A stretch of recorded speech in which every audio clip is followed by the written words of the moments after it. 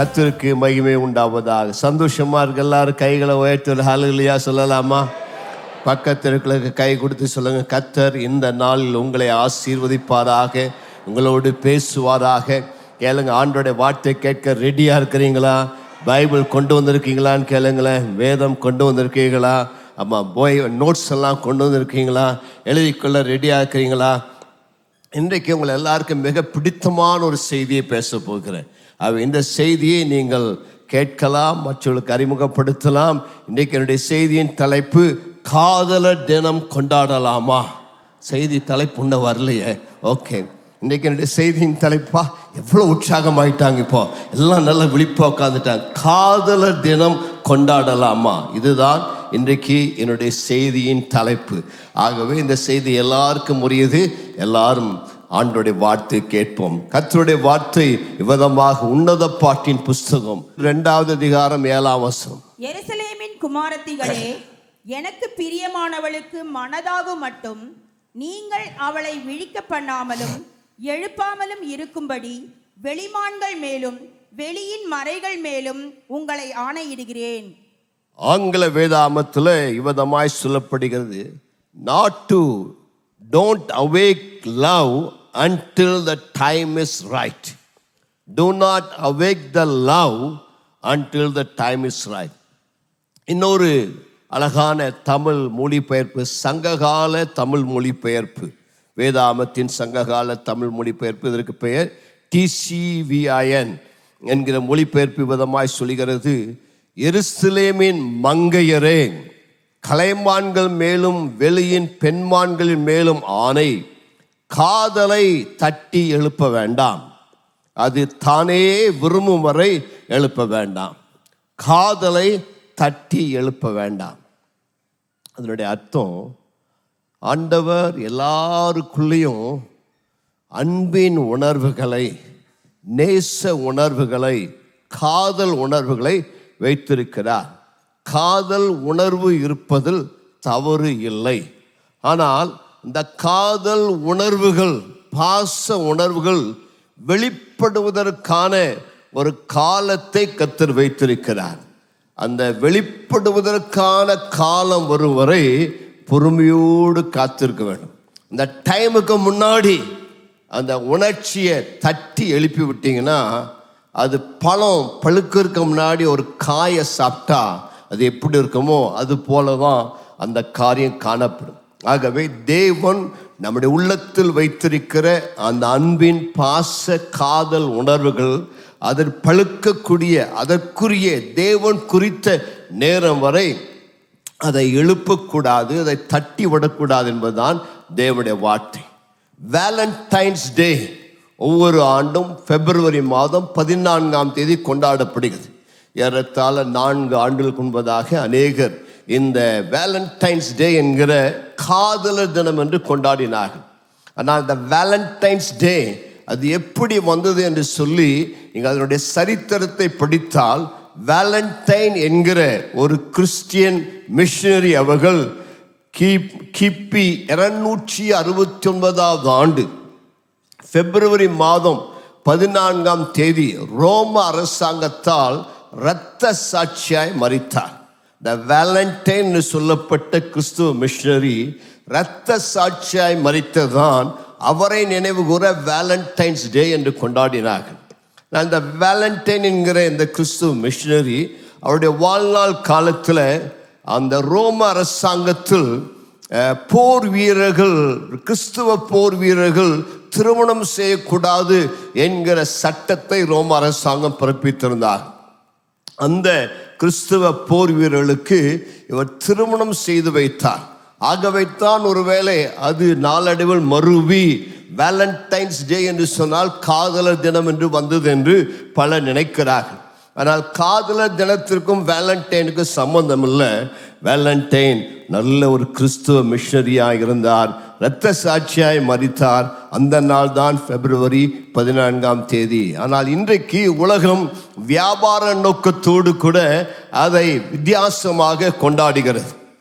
ஆனால் இன்றைக்கு பாஸ்டம்மா ஆராதனை நேரத்தில் சொன்னது போல, உலகத்தில் இருக்கிற எல்லா அன்பும் ஒரு நாள் மறைந்து போகும். உலகத்திற்கு ஒரு விசேஷித்த அன்பு இயேசுவின் அன்பாக இருக்கிறது. கைகளை உயர்த்தி ஹல்லேலூயா சொல்லலாமா? எல்லா அன்பும் மறைந்து போகும், எல்லா அன்பும் மாறி போகும். ஆனால் இயேசுவின் அன்பு நித்திய அன்பு, மாறாத அன்பு. கைகளை உயர்த்தி சொல்லாமா? என்னுடைய ஆத்தும மனவாளன் ஆண்டவராகிய இயேசு, அவரை நான் நேசிக்கிறேன், அவரில் நான் அன்பு கூறுகிறேன். அவர்தான் என்னுடைய வாழ்வின் அன்பின் உச்ச கட்டமாக இருக்கிறார். என் அன்பின் உசிதம் அவர்தான், என் அன்பின் பாசம் அவர்தான். என்னுடைய நேசத்துக்கும் பாசத்துக்கும் அன்புக்கும் உரியவர் இயேசு ஒருவரே. இயேசுவுக்கு தான் என்னுடைய முதலாவது அன்பு. என்னுடைய வாழ்வின் அந்த முதல் அன்பை இயேசுக்கு கொடுத்த பிறகுதான் மற்ற அன்பெல்லாம் ரெண்டாவது அன்பு. கைகளை உயர்த்தி நல்லா சொல்லாம, இயேசுவை நான் உங்களை ரொம்ப ரொம்ப நேசிக்கிறேன் ஐயா, உம்மோடு நான் பிணைந்து இருக்கிறேன், உம்முடைய அன்பு என்னை உள்ளத்தை நிரப்புவதாக. எல்லாம் கையை அசைத்து சொல்லாமா? உங்கள் அன்பை நான் கொண்டாடுகிறேன், உங்கள் அன்பை நான் உயர்த்துகிறேன், உங்கள் அன்பை நான் மகிமையோடு கூட சந்தோஷப்படுகிறேன். ஒரு தமிழ் பாடல்கள் இப்படியா பாடினார், இயேசுவை நான் காதலிக்கிறேன் என்று சொல்லி. கர்த்தருக்கு மகிமை உண்டாவதாக. எப்படியா இருந்தாலும் சரி, அவர் பேரில் நம்முடைய உண்மையான அன்பு வைப்புதான். That is the real Valentine's day. இயேசுவுக்காக நான் எதையும் செய்ய ரெடி.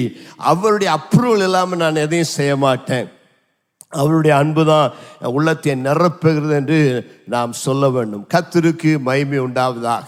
இப்பொழுது கேள்வி என்னன்னா, காதல் தினத்தை தேவ பிள்ளையாகிய நான் கொண்டாடலாமா? காதல் என்பது இன்றைக்கு இருக்கிற ஒரு ஃபேஷனாக மாறிவிட்டது. ரோமர் 12வது அதிகாரம் 2ஆம் வசனத்தை வாசி கேட்போம். நீங்கள் இந்த பிரபஞ்சத்திற்கு ஒத்த வேஷம் தெரியாமல், நீங்கள் இந்த பிரபஞ்சத்திற்கு ஒத்த வேஷம் தெரியாமல் தேவனுடைய நன்மையும் பிரியமும் பரிபூர்ணமான சித்தம் இன்னதென்று பகுத்தறியத்தக்கதாக உங்கள் மனம் புதிதாகிறதினாலே மறுரூபமாகுங்கள். ஆண்டவருடைய வார்த்தை அப்போஸ்தலனாகிய பவுல் மூலமாய் தேவன் நமக்கு சொல்லக்கூடிய ஆலோசனை, நீங்க இந்த உலகத்தின் வேஷத்தை தரித்து கொள்ளாதீங்க, இல்லாட்டா இந்த உலகத்தாரை போல நடக்காதீங்க. உலகத்தார் கொண்டாடுவதெல்லாம் நீங்க கொண்டாட வேண்டும் என்பதல்ல. இந்த உலகத்தின் கலாச்சாரங்கள், உலகத்தின் வேஷம் கடந்து போகிறது. பிப்ளிக்கல் கல்ச்சர் வேற, உலகத்தின் கல்ச்சர் வேற. உலகத்தின் கல்ச்சர் நாளுக்கு நாள் மாறிக்கொண்டே இருக்கும்.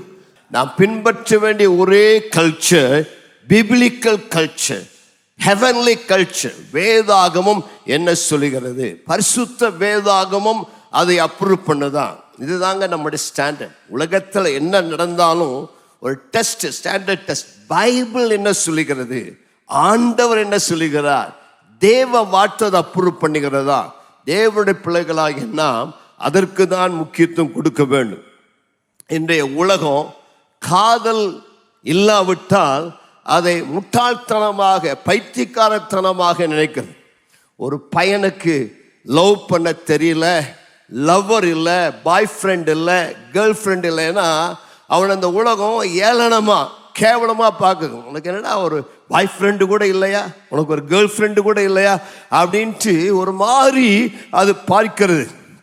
அதுக்கு காதல் ஒரு ஃபேஷனாக மாறிவிட்டது. இன்னும் மீசை கூட முளைக்கலை, அருமை மீசை உள்ளவனுக்கு லவ் லெட்டர் எழுதுறான். அவனுக்கு காதல் முளைச்சிருச்சு மீசை முளைக்கிறதுக்கு முன்னாடியே. 16 வயசு பிள்ளை, இன்னும் 15 வயசு பிள்ளை, அவளுக்கு இப்போவே காதல் வந்துருச்சு. என்ன பண்ணுறேன்னு தெரியல. இன்னைக்கு உலகெல்லாம் காதல் காதல் காதல் தான் பின்னாடி போகிறது. டிவி ஷோ பார்த்தா காதல். அம்மா ஃபர்ஸ்ட் லவ் எப்படி 14 வயசில் ஸ்கூலில் படிக்கும் போதே லவ் வந்தது, இப்படி தான் லவ் ஆரம்பிச்சது. இதெல்லாம் தான் உலகத்தின் பெருமை. இன்னைக்கு அதில் இன்ஸ்டாகிராம், யூடியூபு, இல்லை இன்னமாக ரீல்ஸு, என்னெல்லாம் மீமிக்ராம், என்னென்னமோ இருக்குது. இன்னைக்கு அதில் எல்லாமே அதுதான் பேசும் பொருளாக இருக்கிறது. அவர்கள் தங்களுடைய காதலை குறித்து பெருமை பாராட்டிக் கொள்கிறார்கள். பல இளம் சிற்று பிள்ளைகள், இளம் சிற்றா சிறார்கள் இந்த காதல் என்கிற வலையில் விழுந்து விட்டு அதில் தப்பித்து கொள்ள தெரியாதபடி இருக்கிறார். ஒரு பழமொழி சொல்கிறது, காதலுக்கு வயதில்லை என்று. அதுவும் உண்மைதான்.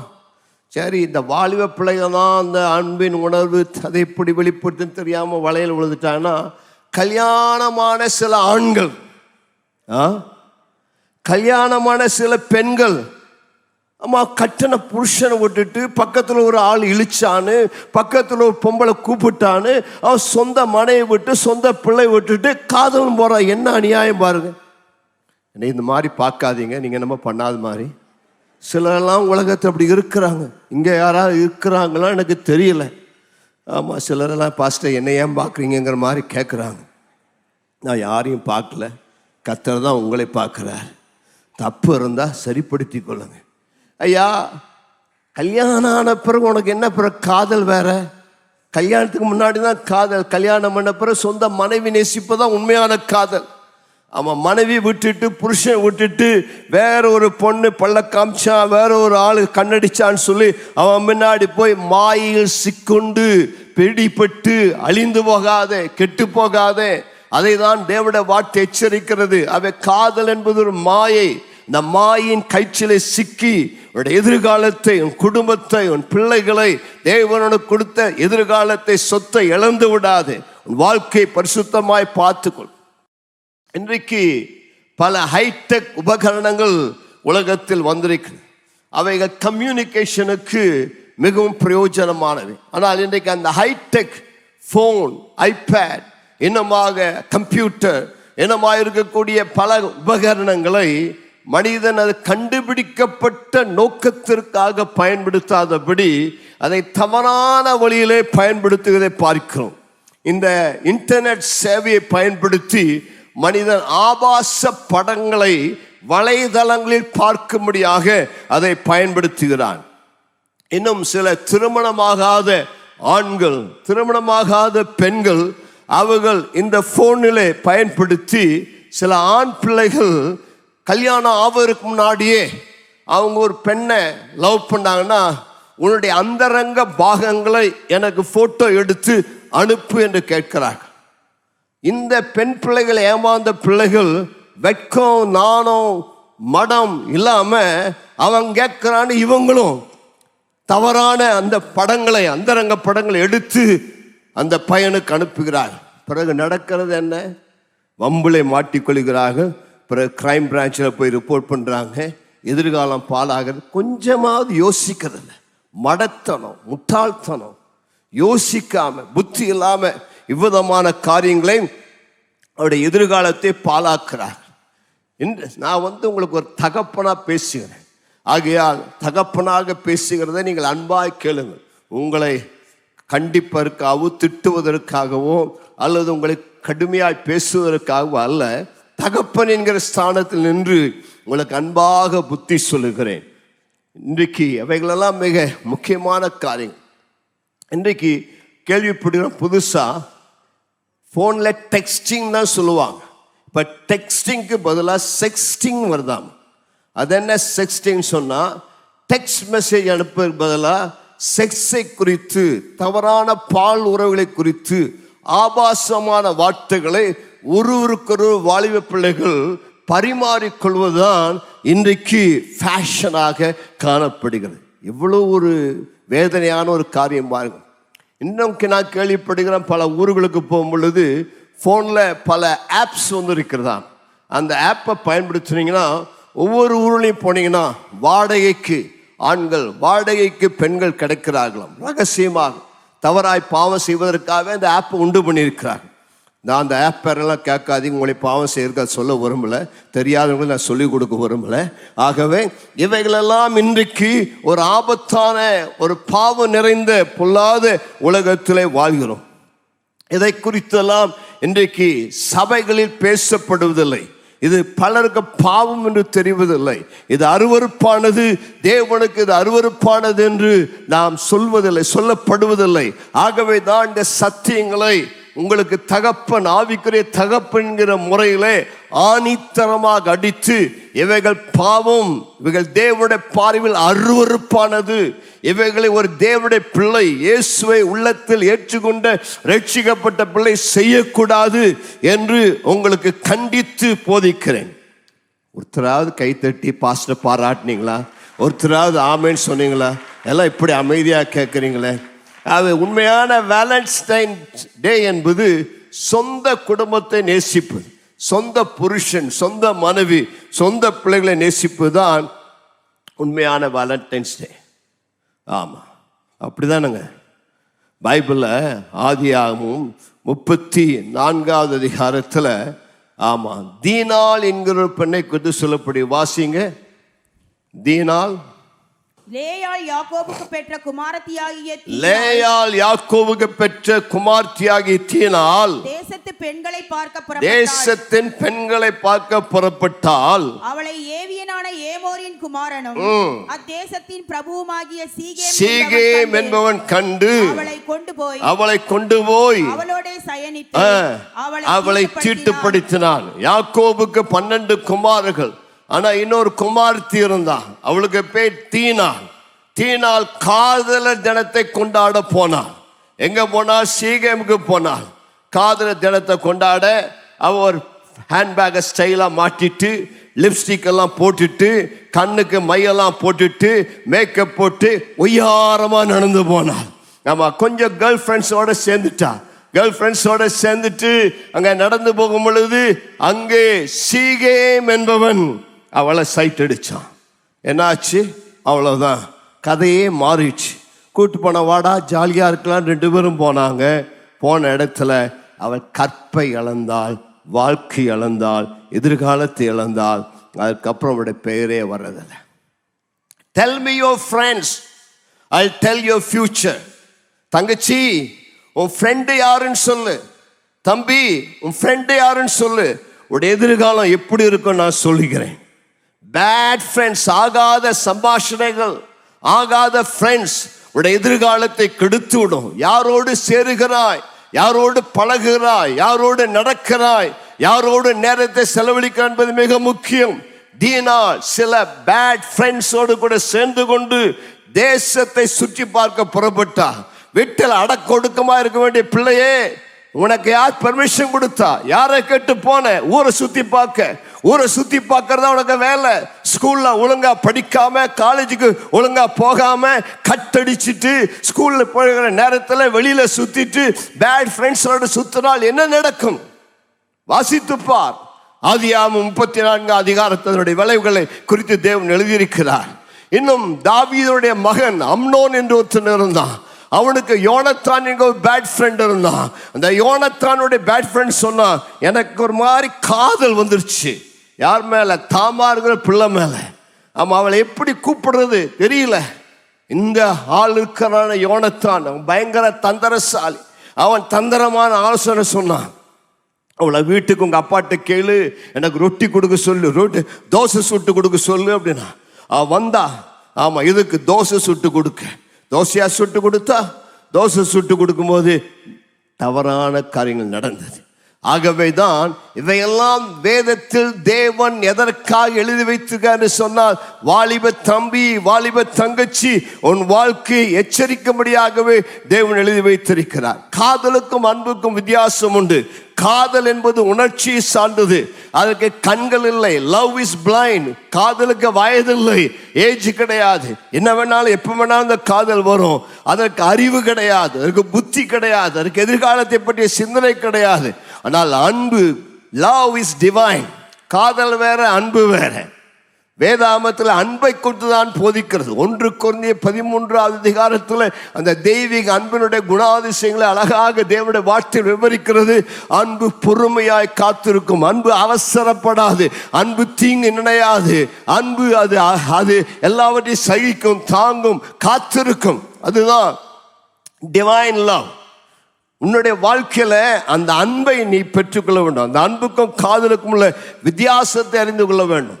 அருமையான தங்கச்சி, அருமையான வாலிப பிள்ளை, கல்யாணம் ஆகிறதுக்கு முன்னாடி ஒரு பையன் உன்னை தொட்டு பார்க்க விரும்புறான், உன்னை முத்தமிட்டு பார்க்க விரும்புறான், உன்னை தடவி கொடுக்க விரும்புறான், உன்னுடைய அந்தரங்க பாகங்களை போட்டோ கேட்கிறானா, அவன் துரோகி, அவன் அயோக்கியன். அவனை நம்பாத. அவனை நம்பினா உன் எதிர்காலம் கெட்டு போகும். அவனுக்குள்ள அன்பு இல்லை, அவனுக்குள்ள காதல், அவனுக்குள்ள வேற விதமான ஆபாசமான உணர்ச்சிகள் உன்னை பயன்படுத்தி விட்டு உன்னை தூக்கி எறிந்து போட்டு விடுவான். நான் தான் இந்த சத்தியத்தை உனக்கு சொல்ல முடியும். ஆகையால் தான் நான் எச்சரிக்கிறேன். இன்னைக்கு நிறைய பெற்றோர்கள் கூட அதை சொல்லித் தரதில்லை. ஆகையால் உனக்கு ஆவிக்குரிய தகப்பனாய் சொல்லித் தருகிற அப்பேற்பட்ட ஒரு பையனோடு சுத்தாதே, போகாதே, எச்சரிக்கையாயிரு. உன்னுடைய வாழ்க்கை எதிர்காலம் மிக முக்கியம். தேவன் உனக்கென்று ஒரு நல்ல எதிர்காலத்தை வைத்திருக்கிறார். அதை பாழாக்கி விடாதே. உன் தகப்பனுக்கு தெரியாமல், உன் தாய்க்கு தெரியாமல் காலேஜ் போகிற நேரத்தில், ஸ்கூலுக்கு போகிற நேரத்தில் ஏதோ ஒரு பையனை கூப்பிட்டான், பைக்கில் போய் தவறான காரியத்தில் ஈடுபடாது. ஒரு பெண் சாந்த குணம் உள்ளவளாய், அடக்கம் ஒடுக்கம் ஒழுக்கம் நாணம் உள்ளவளாய் அவள் வீட்டில் அடங்கி தரித்திருக்க வேண்டும். படிப்பது நல்லது, மேலே வருவது நல்லது, அறிவு சார்ந்த காரியங்களை செய்வது நல்லது. அதை விட்டு விட்டு நீ பயன்கள் பின்னால் சுற்றினால் உன்னை குறித்து நீதிமொழிகள் 5வது அதிகாரத்தில் 3, 4, 5 வசனங்கள் எழுதியிருக்கிறது. வாசியுங்கள். நீதிமொழிகள் 5:3. பரஸ்திரீயின் உதடுகள் தேன்கூடு போல் ஒழுகும். தேன்கூடு போல அவளுடைய உதடுகள் ஒழுகும். அவள் வாய் எண்ணெயிலும் மிருதுவாய் இருக்கும். அவள் செய்கையின் முடிவோ எட்டியை போல கசப்பும், இருபுறமும் கருக்குள்ள பட்டயம் போல் கூர்மையுமாய் இருக்கும். அவள் காலடிகள் மரணத்துக்கு இறங்கும். அவளுடைய காலடிகள் மரணத்துக்கு இறங்கும். அவள் நடைகள் பாதாளத்தை பற்றி போகும். இந்த மாதிரி நயங்காட்டி பேசி உன்னை பல்ல காமிச்சு இழித்து இங்க வா அங்க வான்னு உன்னை சைட் அடிக்கிற பண்ண நம்பாத. அவள் மூலமா என் வாழ்க்கை கட்டப்படாது. அவளை நீ நேசித்தால் பின்னால போனால் உன்னுடைய எதிர்காலம் சரியா இருக்காது. ஜாக்கிரதை. தேவனுடைய வார்த்தை எச்சரிக்கிறது. உன் வாழ்க்கையில எல்லாவற்றுக்கும் இசைந்து போகாதே. பாவத்திற்கு அசுத்தத்திற்கு எதிர்த்து நிற்க பழகு. உனக்கு நோ சொல்ல தெரியுமா? பக்கத்துல பார்த்து கேளுங்க. உனக்கு முடியாதுன்னு சொல்ல தைரியம் இருக்குதா? யாராவது ஒரு பையன் ஒரு பெண் உன்னை தவறான உறவிற்கு தவறான காரியத்துக்கு அழைத்தால் உனக்கு தைரியம், கூப்பிட்டாங்க, என்ன பண்றேன்னு தெரியலைங்க, சொல்ல முடியலைங்க, வேண்டான்னு சொல்ல முடியலைங்க, அவங்க ரொம்ப கம்பல் பண்ணாங்க, சொல்லாத. உனக்குள்ள கர்த்தர் தைரியத்தை வைத்திருக்கிறார். நோ என்று சொல்லு, முடியாது என்று சொல்லு, இது எனக்கு பிடிக்காது, செய்ய மாட்டேன் என்று சொல்லு. நீ அப்படி சொன்னால் பரலோகம் உன்னை கைதட்டி பாராட்டும். நீயே வெளியேற பெற்றவன், நீயே வெளியேற பெற்றவன், நீயே மதிப்பு மிக்கவன், நீயே பரலோகத்தால் கொண்டாடப்படுகிறவன். உனக்கென்று தேவன் பரலோக ஆசீர்வாதங்களை அளவில்லாமல் வைத்திருக்கிறார். அல்ல கைகளை உயர்த்துற ஹல்லேலூயா சொல்லலாமா? வாழ்க்கையில நம்ம எல்லாவற்றுக்கும் சம்மதம் தெரிவிக்க கூடாது. முடியாது என்கிற சொல்லுகிற காரியத்துக்கு முடியாது என்று சொல்ல வேண்டும். என்னுடைய வாழ்க்கையில நானும் பல அனுபவங்கள் வழியாக கடந்து வந்தேன். காதல் என்பது இன்னைக்கு தான் வந்து நினைக்காதீங்க. எங்கள் காலத்திலே காதல் இருந்தது. நானும் 20 வயசில் பைபிள் காலேஜ் படிக்கும்போது எனக்கும் காதல் வந்துச்சு. ஆமாம், எங்கூட எப்படின்னா எல்லாம் உடனே ரொம்ப ஆர்வமாக கேட்குறேன். ஆமாம், நான் பைபிள் காலேஜ் படிக்கும்போது கோ எஜுகேஷன் காலேஜில் தான் படித்தேன்.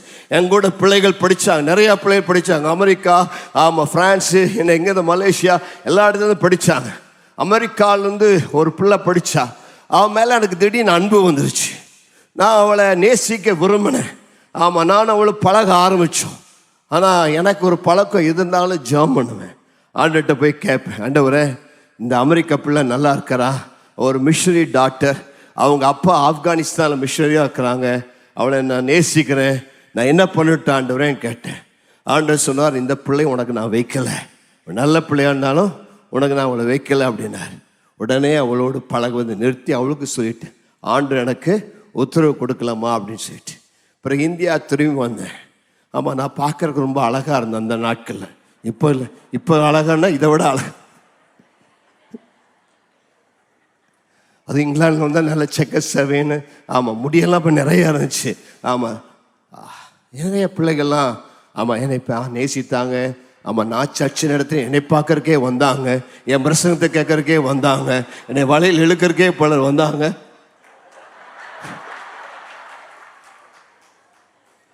உண்மை சொல்ற, இப்போ 70 வயசாகிடுச்சு, இப்போ பிரச்சனை இல்லை, அதனால இப்போ தைரியமாக சொல்லலாம். ஓகே, சரி. ஆகவே இப்படியெல்லாம் இருந்தால் கூட என் வாழ்க்கையில் ஒரு தீர்மானம் பண்ணேன், எனக்கு ஆண்டவருக்கு ஏதாவது ஒன்று செய்யாமல் தேவ ராஜ்யத்தை கட்டாம, என் வாழ்வின் நோக்கத்தை கண்டுபிடித்ததை நிறைவேற்றாம கல்யாணத்தை பற்றியே யோசிக்க மாட்டேன்னு சொன்னேன். அதனாடி பைபிள் காலேஜ் முடிச்சு வந்த பிறகு நானும் ஒரு பைபிள் காலேஜ் ஆரம்பித்தேன்.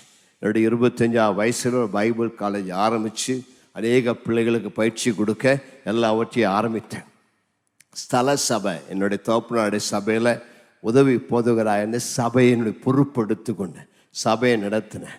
நல்ல ஒரு சர்ச்சை கட்டி சர்ச்செல்லாம் நடத்தின பிறகு பைபிள் காலேஜெல்லாம் ஆரம்பித்து என்னுடைய வாழ்வின் நோக்கத்தை கண்டுபிடித்து அதெல்லாம் நிறைவேற்றின பிறகு தான் என் அப்பாவுக்கு ஓகே, எனக்கு திருமணத்துக்கு நீங்கள் பொண்ணு பார்க்கலான்னு சொல்லி எங்கள் அப்பா பார்த்து கட்டி வைத்த ஒரு தங்க கட்டியை தான் இங்கே உட்காந்துருக்குறாங்க. ஏமான் ஆமாம் கெச்சியா ஆமாம். அந்த 80ஆம் வருஷம் கல்யாணம் ஆச்சு. இப்போ 43 வருடங்கள் நாங்கள் சந்தோஷமாக தேவனுடைய ஊழியத்தை செய்ய கர்த்தர் கிருபை செஞ்சார்.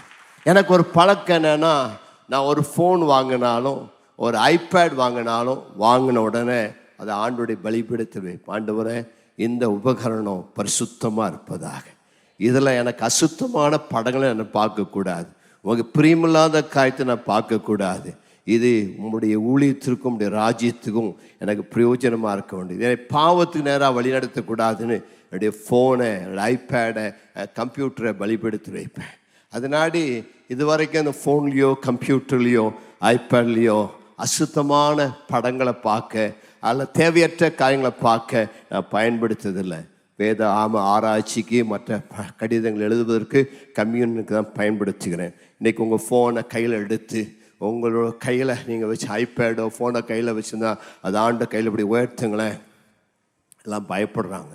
ஆமாம், என்னுடைய வேலையே நிறைய பேருடைய ஃபோனை வாங்கி பார்க்குற வேண்டிய வேலை தான். பலரெல்லாம் என்னை பார்த்தாலே ஃபோனை பயந்து ஒழிச்சு வச்சுக்கிறாங்க. ஆமாம், நான் பலருடைய ஃபோனை வாங்கி பார்த்து உங்களுடைய அந்தரங்களெல்லாம் பார்த்து கண்டுபிடிச்சி இன்றைக்கி அவங்கெல்லாம் நல்ல ஊழியக்காராக இருக்கிறாங்க. அன்றைக்கி நான் கண்டுபிடிக்கலைன்னா எங்கேயோ போயிருந்துருப்பாங்க. அன்றைக்கி அவங்க ஃபோனெல்லாம் நான் வாங்கி பார்த்ததுனால மரண வழிகளுக்கு தப்பு வைத்து இன்றைக்கி நல்லா இருக்கிறாங்க. ஒரு ஆமைன்னு சொல்லலாமா? இன்றைக்கி நல்ல ஊழியக்காராக இருக்கிறாங்க. அதனாடி பாஸ்ட்டு ஃபோனை கேட்டால் கொடுக்குற பயப்படாதீங்க.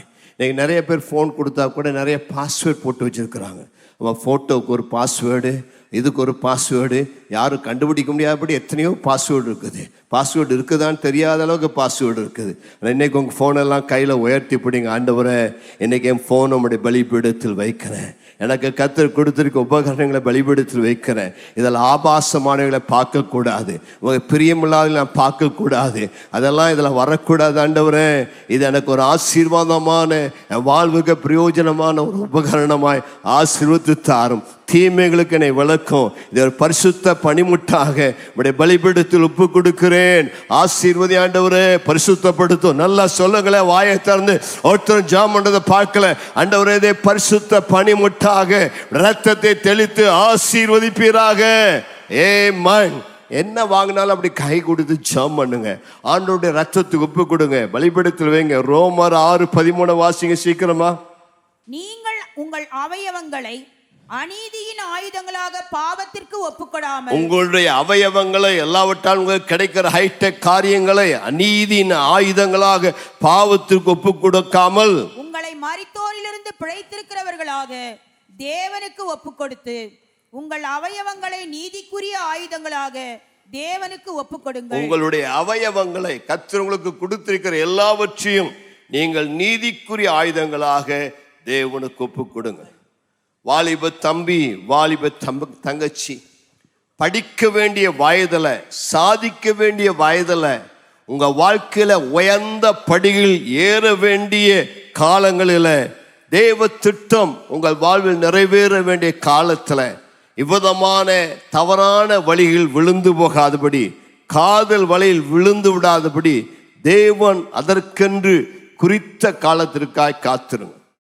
உங்களுக்கு ஒரு சில ஆலோசனை சொல்ல விரும்புகிறேன். திருமணம் செய்வதற்கு முன் நீங்கள் கடைபிடிக்க வேண்டிய சில ஆலோசனைகள்.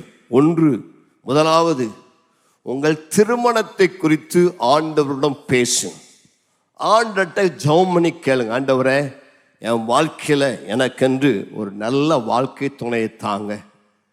உம்மை நேசிக்கிற, உமக்கு பிரியமான, உமக்கு பயந்து நடக்கிற ஒரு நல்ல வாழ்க்கை துணையை என்னுடைய வாழ்க்கையில காண்பித்து கொடுங்க. அதற்காக என்னை ஆயத்தப்படுத்துங்க என்று சொல்லி கேளுங்க. ரட்சிப்புக்கு பிறகு உங்கள் வாழ்க்கையில் நீங்கள் செய்யக்கூடிய மிக முக்கியமான தீர்மானம் உங்கள் வாழ்க்கை துணையை தேர்ந்தெடுப்பது தான். ஆகவே அதை கண்மூடித்தனமாக நீங்கள் தேர்ந்தெடுக்கக்கூடாது. அதை நீங்கள் மிகுந்த ஜபத்தோடும் அர்ப்பணிப்போடும் நீங்கள் செய்வது மிகுந்த அவசியம். அதற்காக ஜெபம் பண்ணியிருக்கிறீங்களா? அதுக்காக உபவாசம் எடுத்திருக்கீங்களா? இது வரைக்கும் நீங்கள் அதுக்காக உபவாசம் எடுக்கல, ஜெபம் இல்லைன்னா நான் உங்களை உற்சாகப்படுத்துகிறேன். உபவாசம் பண்ணுங்க, ஜெபம் பண்ணுங்க, கர்த்தரிடத்தில் கேளுங்க. என் மனைவி ஆக்ராவில் படித்து கொண்டு வந்த பொழுது அவளுடைய ஃப்ரெண்ட்ஸ் நிறையா பேர், பாய் ஃப்ரெண்டெல்லாம் அவங்களுக்கு நிறையா இருந்தாங்க. என் மனைவி பார்த்து கலாட்டா பண்ண, உனக்கு என்ன பாய் ஃப்ரெண்ட் இல்லையா? நீ யாரையும் நேசிக்கலையா? காலேஜில் எவ்வளோ பாய்ஸ் இருக்கிறாங்க, ஏன் உனக்கு யாரையும் பிடிக்கலையா? என் மனைவி சொன்னால், நான் ஆண்டவர் எனக்கு நல்ல வாழ்க்கை துணை தருவார்.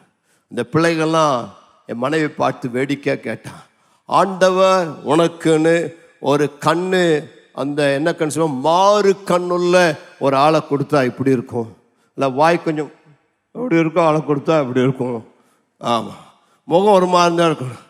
அப்போ அவர் சொன்னா, நான் நேசிக்கிற ஆண்டவர் அப்படியெல்லாம் எனக்கு தரமாட்டார், எனக்கு நல்ல அழகான மாப்பிள்ளை தருவானா. நான் பார்க்கறதுக்கு நல்லா தானே இருக்கிறேன், ஆமாம் நல்ல மாப்பிள்ளை கத்திர நம்பினேன். என் மனைவிக்கு என்ன கண்ணு மாறு கண்ணுள்ள மாப்பிள்ளையா கொடுத்தாரு, இல்லை இப்படி இருந்ததா கொடுத்தாரு. ஆமாம் நீ பார்த்தீங்கன்னா, ஆமாம் அவள் பல்ல இழிப்பா, பார்த்து போவ, அப்புறம் வீட்டுக்கு போனால் பல்லெல்லாம் கழட்டி வச்சிருவா, அப்புறம் எல்லாம் செட்டாக கழட்டி வைப்பா. உன் கண்ணு அப்படி தான் இருக்கும். ஆமாம் நீ அழகாக பார்த்து கல்யாணம் பண்ணினா வீட்டில் ஒரு பேய் தான் வந்து உட்காந்துருப்பா. ஆண்டவருடைய சித்தத்தை கேட்டு ஆண்டவருடைய நேரத்துக்கு ஆண்டவர் தருகிறதுக்கு காத்து கேட்டால் கர்த்தர் உனக்கு தேவையான ஒரு நல்ல ஈசாக்கை தர வல்லவராக இருக்கிறார். ஹல்லேலூயா. ஆகவே நல்ல ஜெபம் பண்ணு, ஆண்டவர்கிட்ட கேளு. ஆண்டவர் ஆரம்பி கல்யாணம் ஆகிறதுக்கு ஒரு 2-3 வருஷத்துக்கு முன்னாடி, 5 வருஷத்துக்கு முன்னாடியே கேளு. ஆண்டவர் நானுங்கெல்லாம் ஜெபம் பண்ணோம், ஜெபம் பண்ணி தான் ஆண்டவர் நல்ல பெண்ணை கொடுத்தாரு. ஜெபம் பண்ணாமல் வரல. உன் வாழ்க்கைக்காக, உன் எதிர்காலத்துக்காக தேவனுடைய சமூகத்தில் உபவாசத்தோடு ஜெபத்தோடு பாரத்தோடு ஜெபம் பண்ணு. 2 ரட்சிக்கப்பட்ட தேவ அன்பினால் நிறைந்த 2 பிள்ளைகள் தேவ அன்பினால் நிறைந்த குடும்பத்தை நடத்தினால் அது குட்டி பரலோகம் போல காணப்படும். 2வது வேத வசனங்களை வழி நடத்தட்டும். 2 கொரிந்தியர் 6:14 வாசிங்க. அந்நிய நுகத்திலே அவிசுவாசிகளுடன் பிணைக்கப்படாதிருப்பீர்களாக. அந்நிய நுகத்தில் பிணைக்கப்படாது அப்படின்னா என்ன? அந்த அழகான வார்த்தையில வழிநடத்தல் கொடுக்கிறார். நீ ரட்சிக்கப்பட்டிருக்கிறியா? ஞானஸ்தானம் எடுத்திருக்கிறியா? ரட்சிக்கப்படாத ஒரு பையனை, ரட்சிக்கப்படாத ஒரு பெண்ணோட இணைக்கப்படக்கூடாது. ஆமாம் ரோமன் கத்தோலிக் அல்லாவிட்டால் இயேசுவை ஏற்றுக்கொள்ளாத, ரட்சிப்புக்குள் வராத பிற மதத்தில் அப்படி போய் கல்யாணம் பண்ணி வாழ்நாள் முழுவதும் கஷ்டப்படாத. அப்புறம் சிம்சோனை போல மாவரைத்து கொண்டிருப்பாய். அது உனக்கு மிகுந்த கஷ்டமாக இருக்கும். நீதிக்கு அநீதிக்கு சம்பந்தம் ஏது? ஒளிக்கிறவர்களுக்கு ஐக்கியம் ஏது? அருமையான பெற்றோர்களே, நீங்கள் ஜாதியை பார்த்து, குடும்பத்தை பார்த்து, பணத்தை பார்த்து, சொந்தத்தை பார்த்து உங்கள் பையனை, உங்கள் பெண்ணை, ரட்சிக்கப்படாத ஒரு பையனுக்கு சம்பந்தம் கேட்காதீங்க. அது நீங்கள் செய்யக்கூடிய மகா பெரிய கொடுமை உங்கள் பிள்ளைகளுக்கு. உங்கள் பிள்ளைகளுக்கு ரட்சிக்கப்பட்ட இயேசுவை நம்புகிற ஒரு பிள்ளையை பார்த்து செய்யுங்க. ஏனென்றால் திருமணம் சொல்லி வந்தால் சொந்தங்கள், பணங்கள், டவுரி இதெல்லாம் தான் வருகிறது. எவ்வளோ டவுரி கொடுப்பாங்க, எவ்வளோ நகை போடுவாங்க. இந்த நகையை வச்சு என்ன பண்ண போகிறேன்? குடும்பத்தில் சமாதானம் நகை, எத்தனை லட்சக்கணக்கான நகை இருந்து என்ன பிரயோஜனம்? கார் இருந்து என்ன பிரயோஜனம்? குடும்பத்தில் தேவையான சமாதானம், சந்தோஷம் ஒன்றுமே இல்லை. சந்தோஷம் தான் அந்த குடும்பம் குட்டி பரலோகம். எல்லாமே இருந்தும் அங்கே சந்தோஷம் இல்லை, புருஷ மனைவி மகிழ்ச்சியா வாழனா அதை போல நரகம் வேற எதுவுமே கிடையாது. அவை நீ திருமணம் செய்யும் முன்பதாக திருமணம் செய்யக்கூடிய நபர் ரட்சிக்கப்பட்டவரா, ஞானஸ்தானம் எடுத்தவரா, ஒரு நல்ல ஆவிக்குரிய சபைக்கு போகிறாரா, அபிஷேகம் பெற்றவரா என்கிற காரியங்களை நீ முதலாவது விசாரிக்க வேண்டும். இதெல்லாம் இருந்தாதான் அடுத்ததை நீ பேச்சியே துவக்கணும். ரட்சிக்கப்படல, ஞானஸ்தானம் எடுக்கலைன்னா போகாது. போன வாரம் கூட ஒரு ஃபேமிலி கவுன்சில் கொடுத்தேன். பயங்கர குழப்பத்தில் இருந்தாங்க. ஆமாம் பிரச்சனை, பெண்ணு பார்ப்பதில், மாப்பிள்ளை பார்க்கல. 3வது திருமணம் செய்ய போகிறவர் நல்ல சாட்சியுடையவரா. Character is more important than money, than studies, than wealth and all the other things. அவருக்கு ஒரு நல்ல குணம் உண்டா, நல்ல தெய்வீக சுபாவம் உண்டா. பைபிளில் சொல்லப்படுகிறது, உள்ளான குணமுள்ள அவளே பூரண அழகுள்ளவள். ரெபேக்காள் உள்ளான அழகுள்ளவள். ஆமாம், உள்ளத்தில் மறைந்திருக்கிற குணம். அவளுடைய உள்ளத்தில் என்ன குணம் மறைந்திருக்கிறது? அவளுக்கு அடிக்கடி கோபம் வருதா, இல்லை அவர் ஒரு மாதிரி வித்தியாசமாக நடக்கிறாளா? You must understand the character. நான்காவது, பாஸ்டர் இடத்துல அதை சொல்லி ஒரு ஆலோசனை கேளுங்க. பாஸ்டர், இப்படி ஒரு பொண்ணை பார்க்குறேன், இப்படி ஒரு மாப்பிள்ளை பார்க்குறேன், ஜெபம் பண்ணுங்க பாஸ்டர். பெரியவரிடத்தில் ஆலோசனை கேளு, குடும்பத்திற்கிடத்தில் ஆலோசனை கேளுங்க. அந்த ஆலோசனை தேவ வழிநடத்தலுக்காக காத்துரு. நான் என் மனைவி என்னை கல்யாணம் பண்ணும் பொழுது, ஆமாம், அவளுக்கு போய் சொல்லிட்டாங்க. ஆமாம், இவர் கோயம்புத்தூர் வந்திருக்க அந்த மாப்பிள்ளை, அவருக்கு பாட தெரியாது. எங்கள் அக்கா எவ்வளோ நல்ல அக்கா பாருங்கள், எனக்கு 2 அக்கா இருக்கிறாங்க. 2 அக்கா பொண்ணு பார்க்க போன இடத்துல என் மனைவி வீட்டில் போய் சொல்லிட்டாங்க, எங்கள் தம்பிக்கு பாடவே வராது.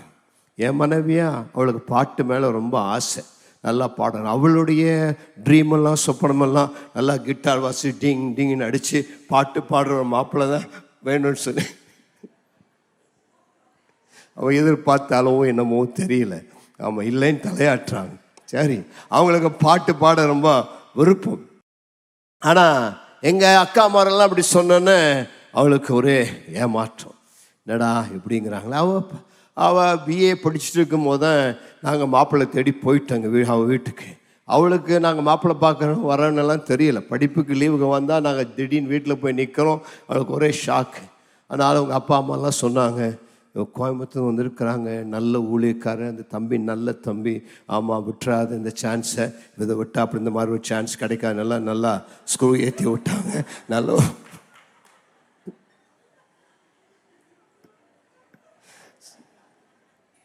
ஆமாம், அவளுக்கு என்ன பண்ணுன்னே தெரியல. ஆமாம், கல்யாணத்துக்கு நான் ரெடியாக இல்லையே, படிக்கிறதுக்கு தானே இருக்கிறேன், இன்னும் மேலே படிக்க விரும்புகிறேன் அப்படின்னு அவன் யோசிச்சுட்டு, ஆமாம் சும்மா அப்படியே வந்து உட்காந்தா. அவன் எனக்கு டீயெல்லாம் கொண்டு வந்து கொடுத்தாங்க வீட்டாருக்கெல்லாம். நானும் அப்படியே பார்த்து ஒரு பார்வை தான் பார்க்க முடிஞ்சது. என்ன அதுக்கு மேலே நம்ம நாட்டில் அந்த எந்த காலத்தில் 80 எல்லாம் என்ன பண்ண முடியும், பேசுறதுக்காக விட்டாங்க, அதெல்லாம் விடல.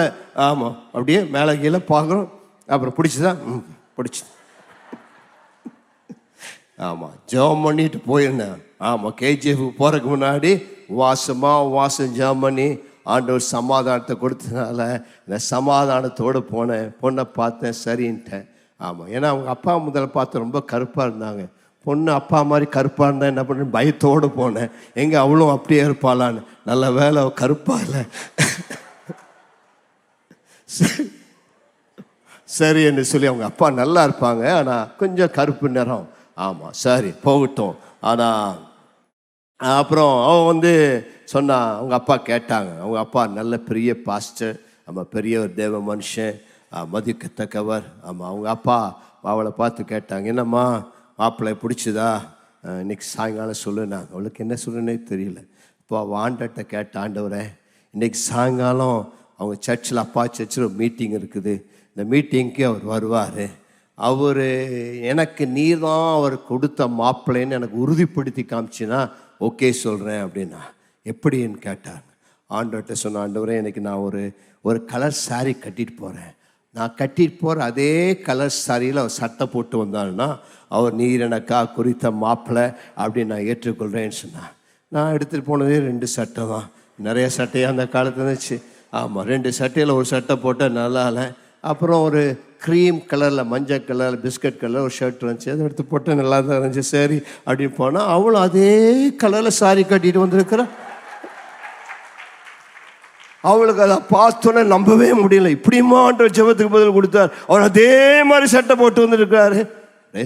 அது மாத்திரமா, அன்னைக்கு அந்த சபையில் என்னை தான் பிரசங்கம் பண்ண சொன்னாங்க. நான் பண்ண பாருங்க பிரசங்கம், ஒரு வல்லமையான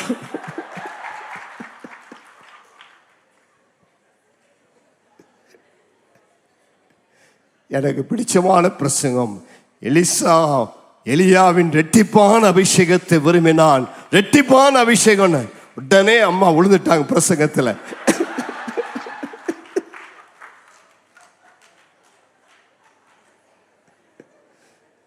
எனக்கு பைபிளையே பிடிச்சமான பிரசங்கத்தை பண்ணிட்டாரு, இவர் தான் என் மாப்பிள்ளை, ஒத்துக்கொள்கிறேன்னு சொன்னாங்க. ஆனால் ஆண்டவர் அவளுக்கு அதை கன்ஃபார்ம் பண்ணனால எங்கள் வாழ்க்கை இன்றைக்கும் ஆசீர்வாதமாக இருக்குது. ஏமான், நான் பணத்தை பார்த்து போகலை, டவுரியை பார்த்து டவுரி ஒன்றுமே ஒரு பைசா வாங்கலை. ஆமாம், டவுரியோ எதுவும் வாங்கலை. ஒரு காரு ஸ்கூட்ரு ஒன்றுமே எனக்கு கொடுக்கல. எங்கள் மாமனார் நல்ல மாமனார், விசுவாசத்தை கட்டி நாங்கள் 2 பேரும் திருமணம் பண்ணிட்டோம். எதுக்கும் மாமனார்கிட்ட போய் கேட்க மாட்டோம், அப்பாட்டையும் கேட்க மாட்டோம், மாமனாட்டையும் கேட்க மாட்டோம். விசுவாசத்தை நிற்போன்னு சொல்லி 43 வருடமாக விசுவாசத்தை நிற்கிறோம். இதுவரை தேவன் எங்களை கைவிடவே இல்லை. இதுவரை தேவன் எங்களுக்கு போதுமானவராயிருந்தார். நல்ல தேவன். ஹல்லேலூயா. நான் ஆராதிக்கிற தேவன், நான் சேவிக்கும் தேவன் நல்ல தேவன். இப்போ உங்கள் வாழ்க்கை உறுதிப்படுத்த ஆண்டுகிட்ட கேளுங்க, தீர்மானத்தை உறுதிப்படுத்த கேளுங்க. ஆண்டவரே, எனக்கு ஒரு அடையாளம் கொடுங்க. எனக்கு ஒரு எலியேசர் கேட்டான், இந்த பொண்ணு தான் எஜமானுக்கு நான் அடையாளம் சொல்லுங்க, கர்த்தர் செய்தார். ஆமாம், கடைசியாக ஒரு நல்ல பக்தியுள்ள குடும்பமாக, நல்ல வேலை இருக்கிறதா, ஆமாம், பணத்துக்காக, டவுரிக்காக, ஜாதிக்காக கல்யாணம் பண்ணாத, பரிதாபப்பட்டு ஏழை ஒன்றும் வாழ்க்கை இல்லாதன்னு சொல்லி நீ பரிதாபப்பட்டு திருமணம் செய்யாத, தீர்க்கதரிசனை நாடி திருமணம் செய்யாத. நீ ஒரு பொண்ணை பார்த்துட்டு வந்துட்டு உடனே போய் தீர்க்கதரிசிட்ட கேட்காத, இந்த பொண்ணை அது பொய் தீர்க்கதரிசனம், அதை தீர்க்கதரிசனம் நம்பி ஆமாம் வாழ்க்கை கெடுத்து போடாத. ஆமாம், நீ ஜெபம் பண்ணு. ஆண்டவனுடைய உள்ளத்தில் சமாதானம் கொடுத்தானா கோ ஃபார்வர்ட். வேற அதுக்கெல்லாம் அவங்ககிட்ட போகிறேன் இவங்ககிட்ட போகிறேன்னா 1000 தீர்க்க தரிசனங்கள் 1000 விதமாக இருக்கும். அந்த பைபிள் அப்படி ஆண்டு சொல்லல. போய் தீர்க்க தரிசனம் கேளு. நீ ஜெபம் பண்ணு. உனக்கு சமாதானம் இருக்கிறதா, உனக்கு தேவன் உறுதிப்படுத்தினாரா, நீ ஜெபம் பண்ணி தேவ வழிநடத்தல் பெற்று காட்டு செய். யாரோ ஃபோர்ஸ் பண்ணாங்க, கம்பல் பண்ணாங்கிறதுக்காக செய்யாத. ஆனால் தேவனுடைய திட்டத்தை அறிந்து சித்தத்தை அறிந்து செய்யுங்க. கடைசியாக ஒரு காரியத்தை சொல்லி முடிக்கிறேன். உங்கள் திருமண வாழ்க்கைக்கு முன் உங்கள் வாழ்க்கையில் சில எல்லைகள் தேவை, சில வரையறைகள் தேவை. You must set some borders in your life. உங்கள் வாழ்க்கையில் திருமணம் செய்வதற்கு முன்பதாக எல்லாரும் கேளுங்க, நல்லா கேளுங்க. சில பார்டர்ஸ், எல்லைகளை நீங்கள் வைக்க வேண்டும். அதுதான் உங்களுடைய திருமண வாழ்வுக்கு ஒரு சந்தோஷமான எதிர்காலத்தை தரும். இந்த காரியத்தை செஞ்சீங்கன்னா உங்கள் வாழ்க்கை, திருமண வாழ்க்கை மகிழ்ச்சியாக இருக்கும். முதலாவதாக நீதிமொழிகள் 4:23 வாசிங்க. எல்லா காவலோடும் உன் இருதயத்தை காத்துக்கொள், அதனிடத்தில் நின்று ஜீவ ஊற்று புறப்படும். எல்லா காவலோடும் உன் இருதயத்தை காத்துக்கொள். உங்க நெஞ்சு மேல கவித்து சொல்லுங்க, ஆண்டவரே என் இருதயத்தை எல்லா காவலோடும் காத்துக்கொள்ள எனக்கு உதவி செய்யுங்கப்பா. இருதயத்திலிருந்து ஜீவ ஊற்று புறப்படுகிறபடினால என் இருதயம் கேடுள்ள திருக்குள்ள இருதயம், அது கெட்டு போகக்கூடாது, அது தவறான வழியில் போகக்கூடாது. நல்லா நெஞ்சு மேலே கை வச்சுக்கிறேன். செம்மையான இருதயத்தை கொடுங்க ஐயா, சுத்தமான இதயத்தை கொடுங்க ஆண்டவரே. உமக்கு பிரியமானதை செய்ய எனக்கு கற்றுத்தார் ஆண்டவரே. என்னை நல்ல வழியில நடத்தும் ஆண்டவரே. செம்மையான இதயத்தை தார். ஒவ்வொரு நாளும் கேளுங்க, ஜெபம் பண்ணுங்க, உங்க நெஞ்சு மேல கை வச்சு கேளுங்க. என் இருதயத்தை எல்லா காவலோடும் காத்துக்கொள்ள எனக்கு உதவி செய்வீராக. ஏனென்றால் அதனிடத்திலிருந்து ஜீவ ஊற்று புறப்படுகிறபடினால நான் தவறா போகக்கூடாது. சில காரியங்களை வேகமாக சொல்லுகிற. முதலாவது, எல்லா வாலிப பிள்ளைகள், வாலிப தம்பிகள் இந்த தீர்மானத்தை செய்ய வேண்டும். திருமண வாழ்விற்கு முன்பதாக பால் உறவில் ஈடுபட மாட்டேன். No sex before marriage. இன்னைக்கு அது ஃபேஷனாக போயிடுச்சு. நிறைய வேலை செய்கிற இடத்துல, பல இடங்களில். ஆமாம், திருமணத்துக்கு முன்னாடி அதை அனுபவிக்கலாம், பார்க்கலாம், எப்படின்னு பார்க்கலாம்.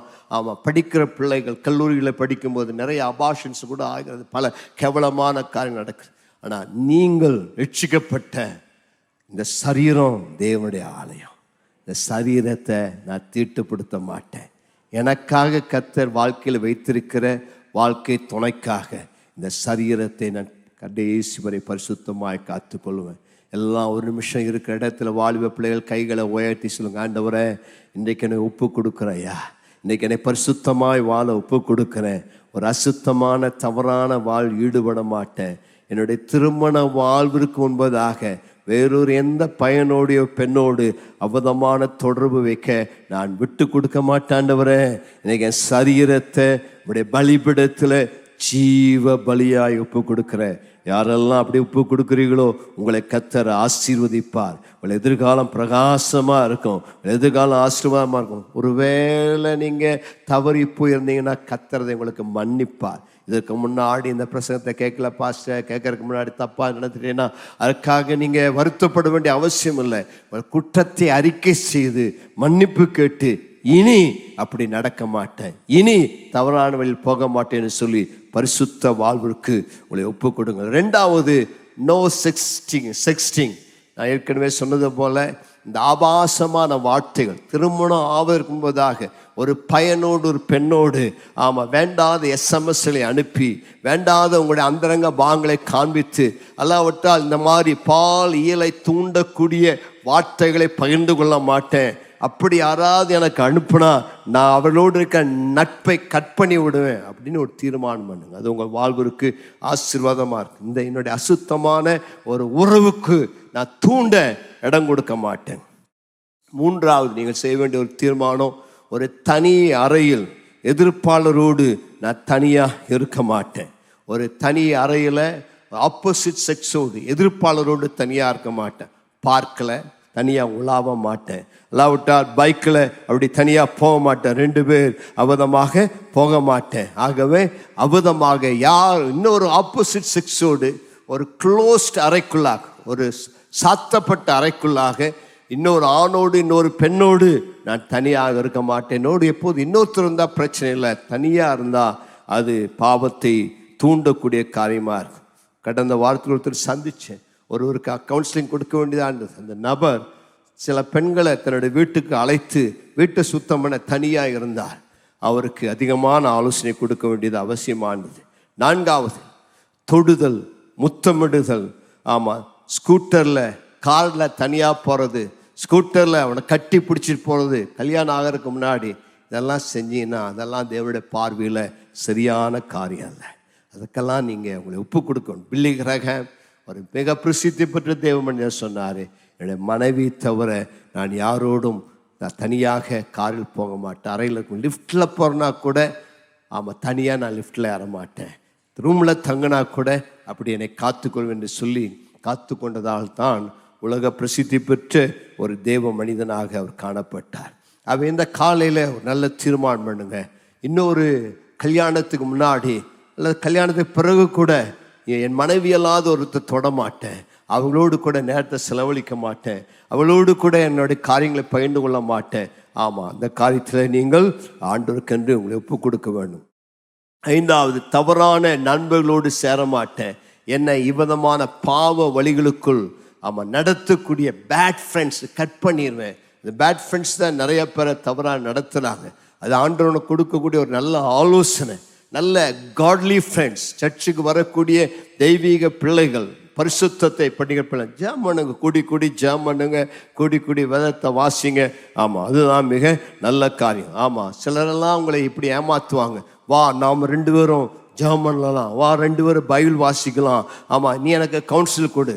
ஒரு பையன் ஒரு பெண்ணுக்கிட்ட கவுன்சில் கேட்கக்கூடாது, ஒரு பெண் பையன்கிட்ட போய் கவுன்சிலிங் சொல்லி போகக்கூடாது, அது ஆபத்தை விளைவிக்கும். பையங்களுக்கு கவுன்சிலிங் வேணா பாய்ஸ் கிட்ட போங்க, டீன்ஸில் டீச்சர் இருக்கிறாங்க, உங்களுக்கு கைடன்ஸ் மென்டர்ஸ் இருக்கிறாங்க. ஆகவே தவறான கவுன்சிலிங், நாங்கள் குரூப் ப்ரேயர் பண்ணுறோம், அல்ல 2 பேராக சேர்ந்து ஜாம் பண்ணான்னு சொல்லி திருமணம் ஆகிறதுக்கு முன்னாடி 2 பேர் சேர்ந்து ஜாம் பண்ணாதீங்க. அதெல்லாம் தவறான காரியத்தில் கொண்டு போய் விடும். உங்களுடைய ஐஃபோன், உங்களுடைய ஐபேட், உங்களுடைய கம்ப்யூட்டர் பரிசுத்த பனிமுட்டுகளாக ஆண்டுக்கென்று ஒப்பு கொடுங்கள். அசுத்தமானதை பார்க்க மாட்டேன் என்று சொல்லி நீங்கள் விதமாய் செய்யுங்கள். ஆகவே இவைகளெல்லாம் நீங்கள் கடைபிடிக்க வேண்டிய காரியங்கள். சில பிள்ளைகள் திருமணம் செய்ய வேண்டிய காலத்தில் திருமணம் செய்யாமல் வரக்கூடிய மாப்பிள்ளைகளை வேண்டாம் என்று தட்டி கழிக்கிறார்கள். ஒரு ஆண் பிள்ளை திருமணம் செய்து கொள்ள வேண்டிய வயது 25 28 வயதுக்குள்ள அவன் திருமணம் செய்ய வேண்டும். 30 வயதுக்குள்ள ஒரு ஆண் மகன் திருமணம் செய்து கொள்வது நல்லது. ஒரு பெண் பிள்ளைக்கு 23 வயதிலிருந்து 26 வயதுக்குள்ள திருமணம் செய்ய வைப்பது நல்லது. கர்த்தருடைய வார்த்தை சொல்லும்போது கன்னிகை பருவம் கடந்து போகும் என்பதாக என்று சொல்லப்படுகிறது. ஆகவே கன்னிகை பருவம் என்று சொல்லி தேவனோட வயசை வச்சிருக்கிறார். 21 வயசு நல்ல ஒரு வயசு, அதில் படித்து முடித்து வேலைக்கு போய் எல்லாம் கரெக்டாக இருப்பாங்க. அதிகபட்சம் 26 வயதுக்குள்ளே நீங்கள் தேடி செய்ய வேண்டும். ஒரு நல்ல ஆஃபர் வரும்போது தட்டி கழிக்காது. நிறைய வாலிப பிள்ளைகள் செய்யக்கூடிய தவறு அதுதான். இதை விட நல்ல மாப்பிள்ளை வருவான், இதை விட நல்லா வருவான்னு சொல்லி காத்துட்டே இருப்பாங்க. நம்ம ஒரு கதை என்னமோ சொன்னாங்க, ஒரு 5 மாடியில் பொண்ணு மாப்பிள்ளை இருந்துச்சாமா. இந்த பொண்ணு முதல் மாடிக்கு போன நல்ல மாப்பிள்ளை இருந்தாங்களாமா. நல்லா திருமணம் செய்துக்கலாம்னா மேலே 2ஆம் மாடிக்கு போனான். ஒரு மாடிக்கு போயிட்டா கீழே திரும்பி வரக்கூடாது. 2ஆவது மாடிக்கு போனால் இதை விட கொஞ்சம் கம்மியான மாப்பிள்ளை இருந்தாங்களாம். சரி, 3ஆவதுலையா நல்லா இருப்பான்னு போனால் 3ஆவதுல இன்னும் கொஞ்சம் மோசமாக இருந்தாங்க. முதலுக்கு போனாலும் முடியாது. ஆமாம், முதலையே வர மாப்பிள்ளை கல்யாணம் பண்ணிக்கோ, நல்ல மாப்பிள்ளையாக இருக்கும். இந்த மாப்பிள்ளை வேண்டாம், அது வேண்டாம், எல்லாத்துக்கும் சொட்டு சொல்லி நீ என்ன ரொம்ப அழகா அவன் வரக்கூடிய மாப்பிள்ளையெல்லாம் சொல்லிட்டு வேண்டான்னு சொல்லிட்டு இருக்கிறேன். எதை கத்த தராரோ ஜாம் பண்ணி பாரு. ஆமாம், நல்ல மாப்பிள்ளையா இருந்தால் ஏற்றுக்கோ. அதுக்கு இதுக்கும் சொல்லி நீ காலத்தை போக்காத. பிறகு உனக்கு வயசாச்சுன்னா அப்புறம் உனக்கு யாரும் கல்யாணம் பண்ண மாட்டாங்க. கல்யாணம் பண்ண 2வது, கல்யாணம் பண்ண முடியாதபடி உன்னுடைய வாழ்க்கையில சில குறைகள், சரீர பிரகாரமான குறைகள், ஆண்மை குறைவு, சைக்கோ ப்ராப்ளம், அல்லாவிட்டால் வேற சரீரத்தில் ஹெல்த் ப்ராப்ளம், இதெல்லாம் இருந்ததுன்னா நீ கல்யாணம் பண்ணாமல் வாழ்ந்திருப்பது நல்லது. கல்யாணம் பண்ணி அப்புறம் டிவோர்ஸ் ஆகி அப்புறம் பிரச்சனை ஆகி அது குழப்பத்தில் கொண்டு போய்விடும். உனக்கும் சரீரத்தை குறித்து தெரியும். எனக்கு கல்யாண வாழ்க்கை சூட்டபிள் இல்லைன்னு சொன்னால் நீ தயவு செய்து கல்யாணம் பண்ணாமல் இருக்க வேதம் அட்வைஸ் பண்ணு. 1 Corinthians 7வது அதிகாரம் சொல்லிக்கிறது, தனிமையில் இருப்பது நல்லதுதான். கல்யாணமே எனக்கு ஆகலைன்னா பயப்படாத, கவலைப்படாது.